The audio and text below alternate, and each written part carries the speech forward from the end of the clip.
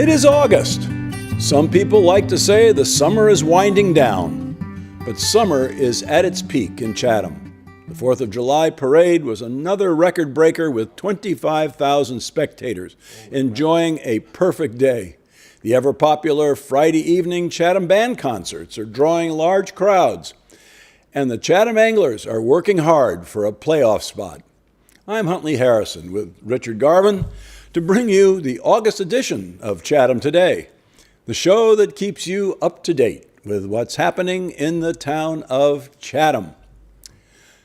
Our special feature this month highlights the Atlantic White Shark Conservancy.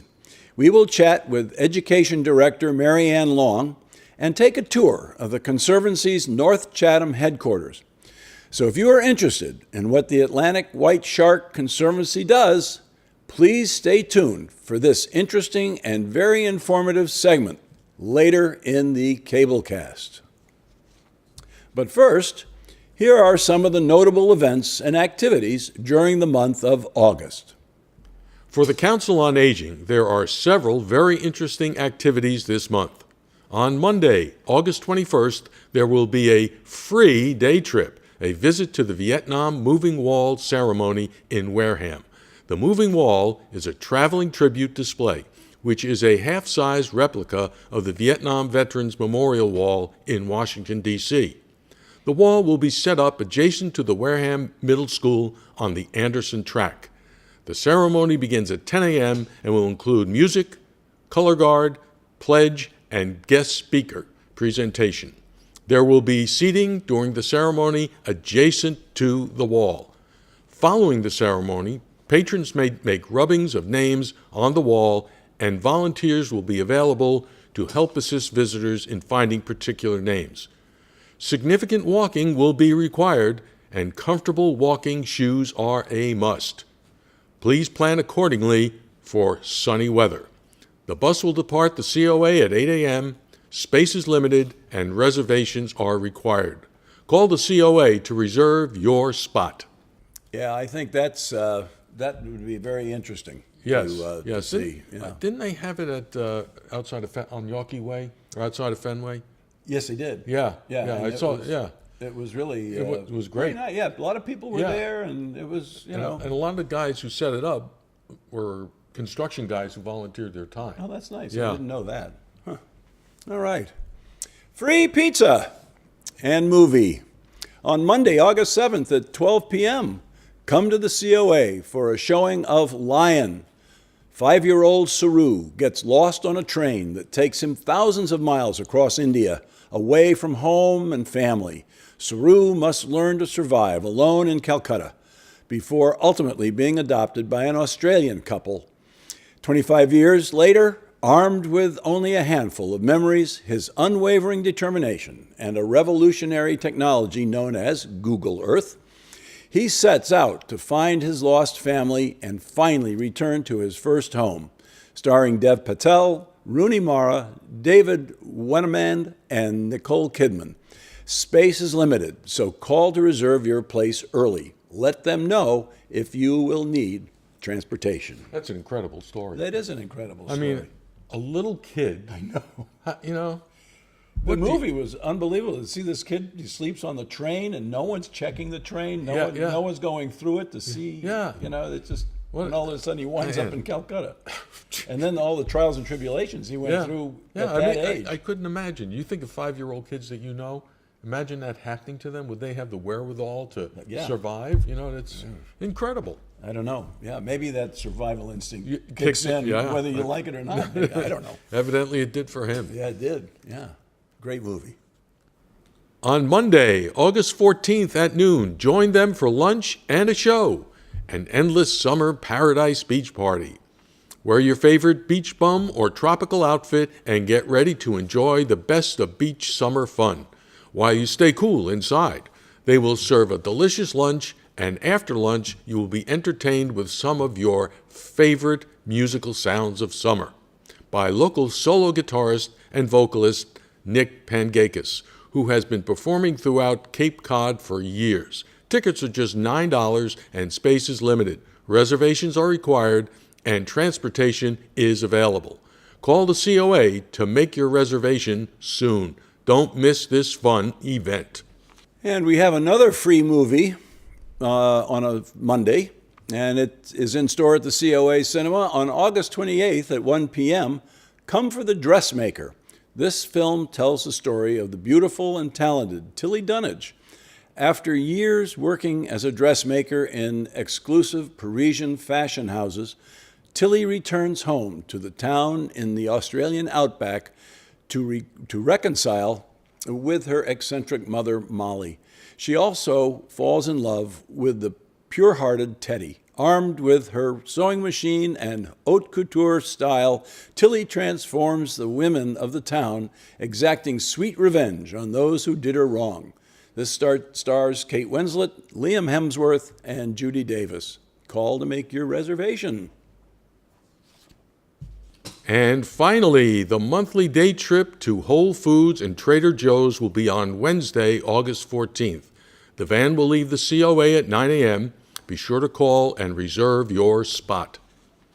In addition to their regular group meetings and classes, the Eldridge Public Library keeps the summer moving along with some very interesting and thought-provoking programs. On Friday, August 4th at 3 p.m., the film A Plastic Ocean will be shown. Director Craig Leeson and an international team of adventurers, researchers, and ocean ambassadors go on a mission around the globe to uncover the shocking truth about what is truly lurking beneath the surface of our seemingly pristine ocean. This is an excellent documentary and worth taking the time to see it. You know, I saw it. So you took the time to see it. I took the time to see it. You're absolutely right. And it is fascinating. It's also scary to know how much plastic. Yeah, it's incredible. There are island beaches in the South Pacific that are literally covered with about 6 to 7 inches of plastic. Wow. Bottles, cans. Wow. And the other thing is the wildlife. Yeah. The wildlife eats some of the plastic, little plastic pieces, and if they eat too much, they can't fly. I mean, it is shocking. It is shocking. Yeah. I know the sea turtles with the plastic bags. Yeah, and they got things like that. those things. Yeah. Wow. No, That's incredible. that movie is a really, to me, a must see. Absolutely. Anyway. Okay, back to business. Another documentary that strikes close to home is Tick Days. Larry Dapsis, an entomologist at the Barnstable County Extension Service, is featured in this short documentary about the fight against the persistent health crisis of tick bites and the diseases they transmit on Cape Cod. Come for the film screening, followed by a question and answer period with the director and Larry Dapsis. This film will be on Friday, August 11th at 3 p.m. Mark your calendars. You know, Ticks. I bet every one of us knows someone who's had a tick bite at some point or other. Me. Yeah, yeah. I know all my kids. I know we've all had one, and I think, now because of the diseases, I think there are 3 diseases that go along with this. Yes. Powassan. Yeah. And then the babiosis, and then then there's another Lyme. Then regular Lyme disease. Yeah. yeah. And that is really scary. It is. I remember when I was a kid, there were no ticks. You grew up in New Jersey, but I was outside all the time. Yeah, you never thought about it. No, and there were no ticks. It didn't seem to be. Yeah. I don't know what's caused the change. You know what it is? I think it's the deer. Not to blame the Bambi or anything. But, deer were pretty well wiped out. And then they got reintroduced, and they're one of the stages in the transmission. Well, it could be. Yeah, So- you're right. So there's and mice, white-footed mice. Yep.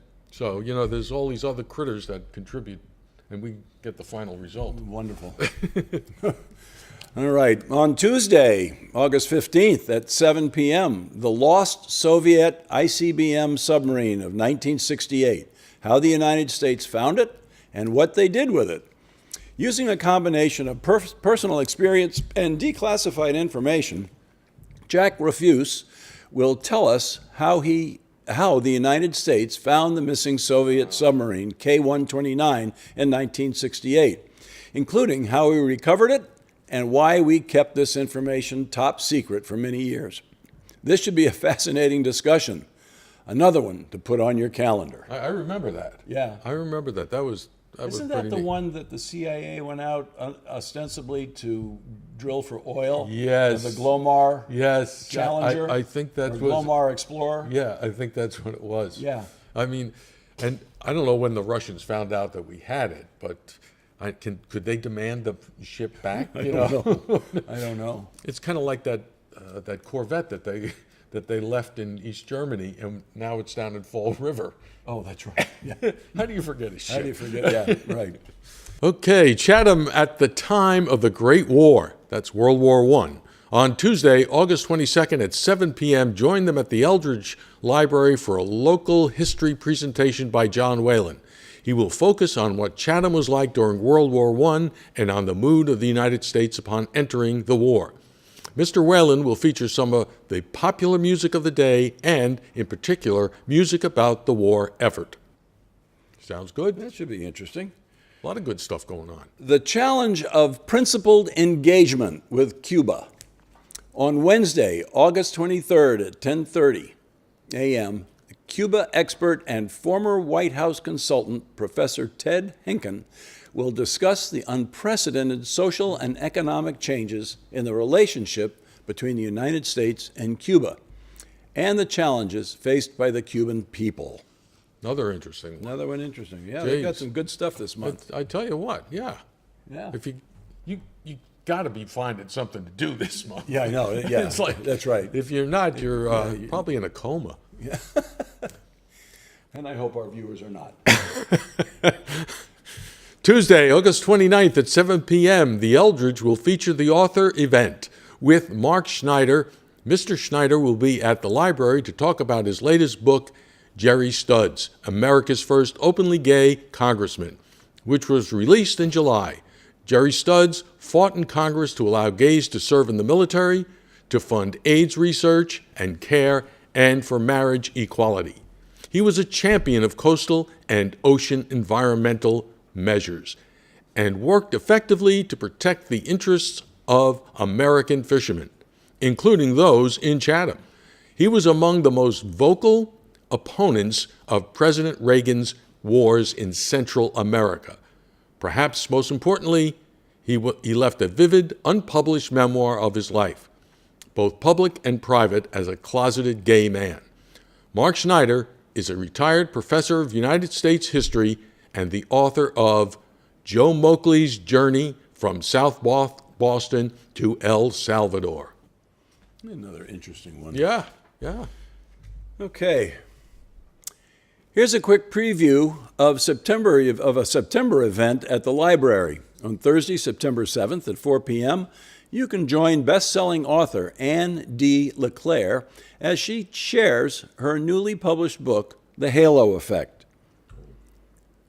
Known for her exquisite and lyrical writing, the former op-ed columnist has been published in Redbook, the Boston Globe, Yoga Journal, and the New York Times. We will have more information in our September show. Okay. And here's a special event that's not to be missed. On Sunday, August 27th, from 5 to 7 p.m., Friends of the Eldridge Public Library will hold their annual fundraising event, their Books in Bloom cocktail party and reception. Come and enjoy the floral displays of 12 local designers. Passport to Savings giveaways will be announced at 7 p.m. Your $10 ticket is available now at the library's main desk or at the door on the 27th. As you have just heard, Eldridge Public Library has many terrific programs, discussion groups, and classes, but they can't do it without your support. So please mark your calendar now for this special fundraising event. That's Sunday, August 27th, 5 to 7 p.m. And now for some items of general interest. The Atwood House and Museum has two events in August we want you to be aware of. First, the Atwood House and Museum Antique Sale. Come to a rare opportunity for all to purchase duplicate, non-essential, and deaccessioned treasures from the Atwood House collection. Numerous antique items from deep within the storage recesses of the museum will be offered. The sale will take place on the lawn of the Atwood House and Museum, 347 Stage Harbor Road, on Saturday and Sunday, August 5th and 6th, from 10 a.m. to 2 p.m. Donations of quality antiques to be sold these 2 days for the benefit of the museum will be gratefully accepted. Bring the day of the event. Call in advance, 508-945-2493, or email information to director.atwood@gmail.com. The second is an author event. Best-selling author Sally Cabot Gunning, whose latest work is Monticello, A Daughter and Her Father, a novel, will be the featured speaker at the annual meeting of the Chatham Historical Society on Sunday, August 20th at 3:30 p.m. at the Eldridge Public Library.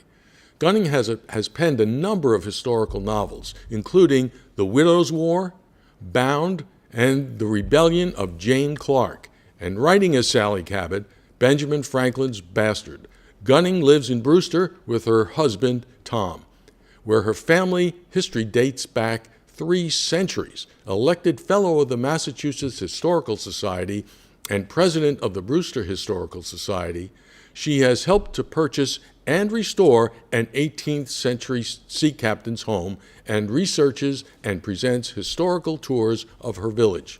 Admission is free, with priority given to members who may make advance reservations by calling 508-945-2493 or emailing at atwoodhouse1@gmail.com.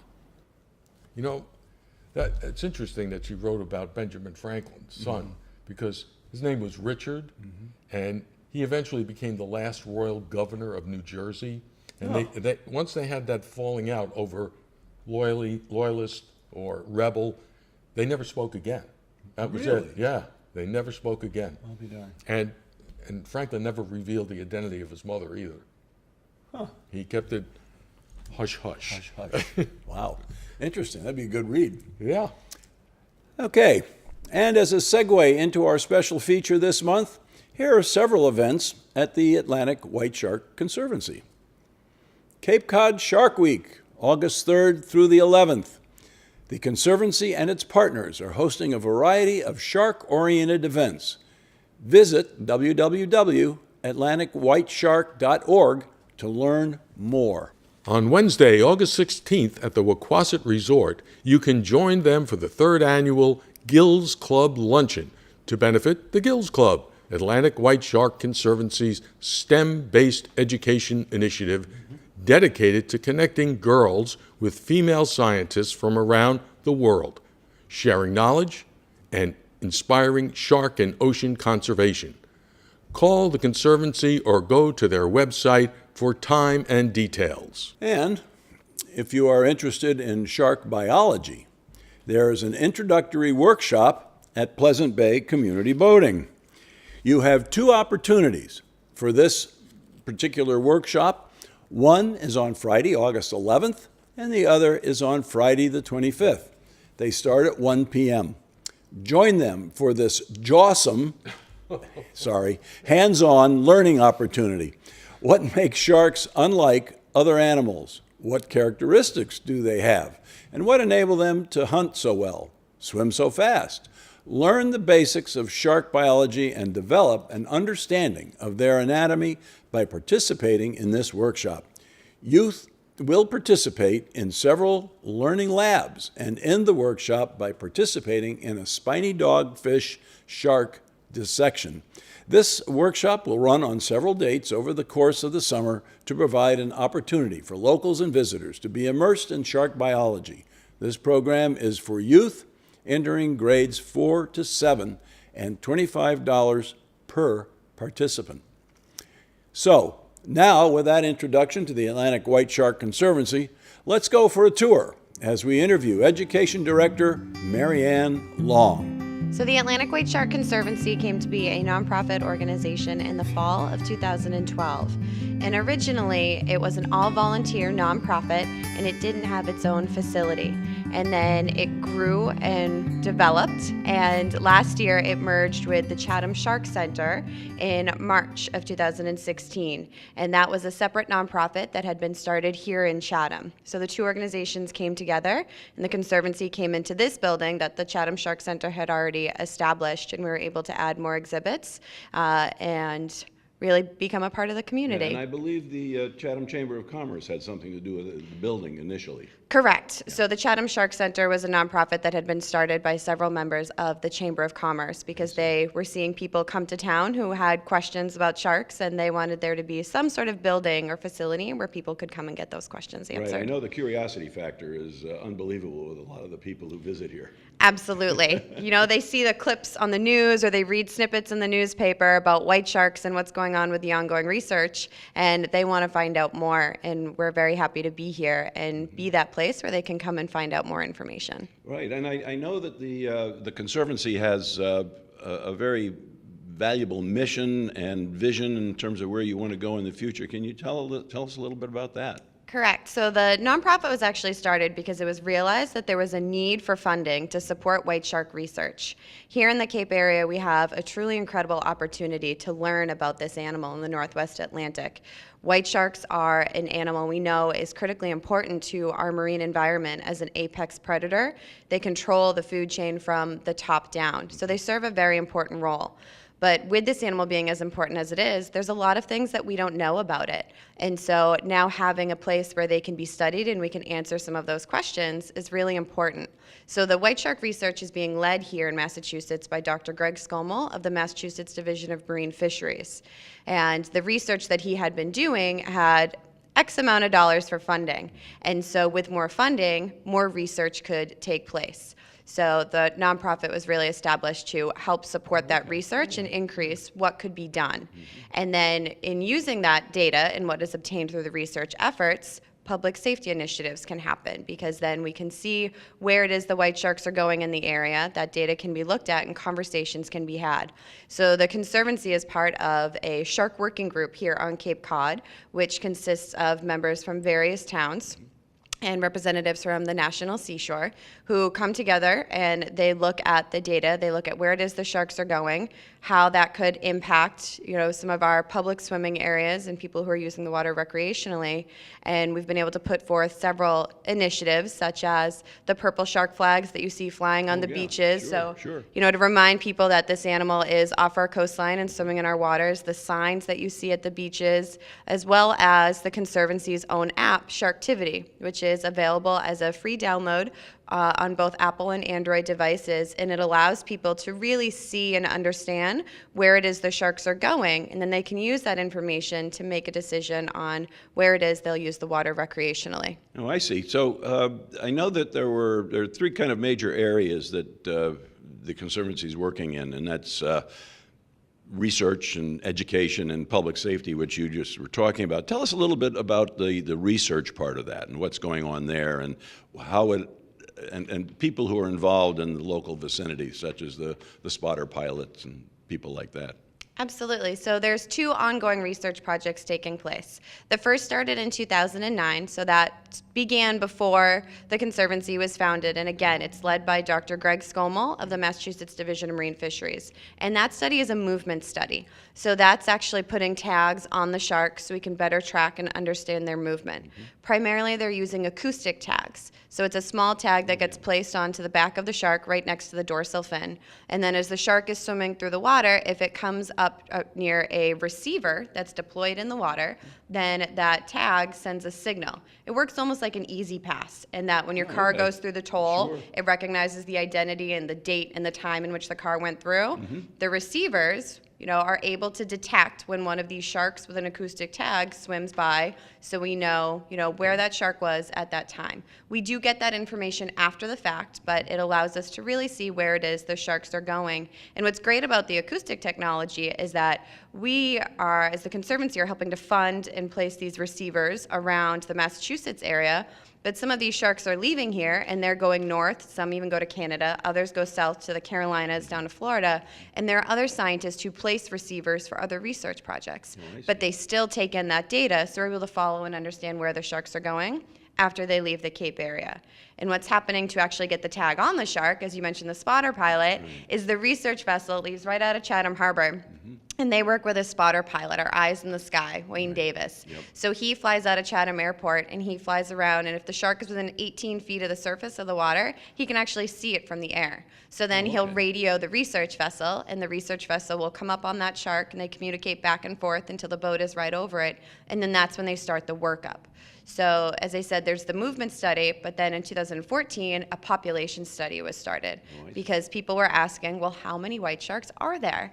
And no one had an answer. So we are doing a first of its kind population study here off Cape Cod to actually try and answer that question. And it's a 5-year study, and currently we are in the 4th year of funding that project to actually analyze and try to come up with an estimate of how many white sharks are in the area. Well, that's interesting. And how about migration? Are they finding anything out about migration? You mentioned South Carolina and going up to Maine and further on to Canada.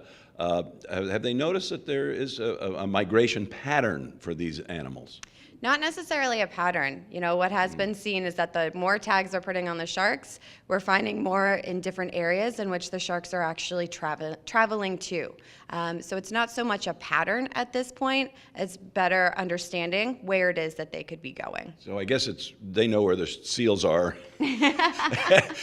and that's where they go. Well, just like we like to hang out in our kitchens, you know, because that's where the food is. Absolutely. The sharks like to go where the food is, and that is what has brought them here to this Cape area, you know, into the shallow waters where we have more access to them to conduct these research projects. You know, we can actually see them and, you know, get close enough to put that tag on them, but it is the seal population that has grown, and that's what they're here to hunt after, is they want those large seals that are rich in blubber to give them the energy and nutrients that they need. Now tell us a little bit about the education part of this as well. So as an organization, you know, when the Conservancy was first founded, the question was, well, why sharks? You know, that's not something that's often been in the conversation as an animal that we need to conserve. So educating the public about the role of white sharks specifically in our marine ecosystem as that apex predator and what that means in controlling the food chain was important to try to help change public perception. That Jaws mentality has people thinking that sharks are a villain in our ocean and that they're out there to kill humans. And the reality is they serve a really important role in that when we look at our ocean as a full working system, their role is critical. And so we try to get that message out there to the public. So we do a lot of different outreach programming in just trying to build that understanding of why it's important to conserve white sharks. And we do that through community programs, whether it be lectures or events. For youth, we also do in-school programs, and we have a series of summer programs. And then our outreach facility here is a resource where people can come and develop a further understanding of what's going on with the sharks. And that wraps it up for this time. We hope you've enjoyed this episode of Chatham Today. Remember, the show runs on Public Access Channel 99 on Mondays at 9 a.m. and several other times during the week. If you missed the cable cast or want to see it again, you can find us on Facebook and YouTube, or you can visit our website. Just do a Google search for site/Chatham Today. It should be the first entry you see. The web address is on the screen now. Chatham Today is a video chronicle of the events and activities in the town of Chatham. If you would like to have what's happening in your organization announced on the air, please email us. We look forward to hearing from you, and you can also like us on Facebook at Chatham Today. We hope you do. Thank you for watching. We'll see you down the road.